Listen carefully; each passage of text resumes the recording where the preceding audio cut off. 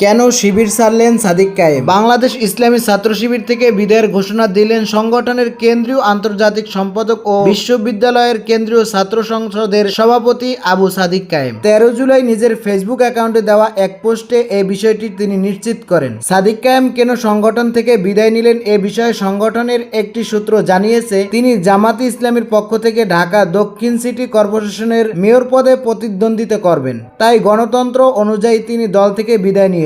এদিকে সংগঠন ছাড়ার ঘোষণা দিয়ে ফেসবুকে সাদিক কায়েম লিখেন, বাংলাদেশ ইসলামী ছাত্র শিবির আমার আবেগ আর ভালোবাসার প্রিয় সংগঠন। দেখতে দেখতে দীর্ঘ এক সোনালী অধ্যায়ের সমাপ্তি ঘটল। সংগঠনের স্বাভাবিক প্রক্রিয়ার অংশ হিসেবে ইসলামী ছাত্র শিবির থেকে আজ আমার আনুষ্ঠানিক ছুটি হয়েছে। সবকিছুর জন্য আল্লাহর কাছে অগণিত শুকরিয়া আদায় করছি। এই প্রিয় কাফিলা আমাকে দেশ ও জাতিকে নিয়ে ভাবতে শিখিয়েছে, জড়তা ভেঙে কথা বলতে শিখিয়েছে, নেতৃত্বের গুণাবলীকে পরম মমতায় বিকশিত করেছে। ইসলামী ছাত্র শিবির আত্মিক ও আধ্যাত্মিক বিকাশে পরিপূর্ণ পথ নির্দেশনা দিয়েছে। তিনি আরো উল্লেখ করেন, পেছন ফিরে তাকালে স্মৃতির পাতায় ভেসে ওঠে অসংখ্য প্রিয় মুখ আর সংগ্রামী চিত্র। পুরোটা সময় জুড়ে নিবেদিত প্রাণ, দায়িত্বশীল ও জনশক্তিদের যে সোহবত ও সান্নিধ্য পেয়েছি তা আমার জীবনের অন্যতম শ্রেষ্ঠ অর্জন। জীবনের প্রতিটি বাঁকে আপনাদের কাছ থেকে শিখেছি, অনুপ্রাণিত হয়েছি। দোয়া করি আল্লাহ তাআলা এই ইসলামী ছাত্র শিবিরের এই সংগ্রাম ও আন্দোলনের কর্মীদের পবিত্র সম্পর্কগুলোকে কবুল করুন। সামনের দিনগুলোতে এই অঞ্চলের মজলুম মানুষের মুক্তি সংগ্রামের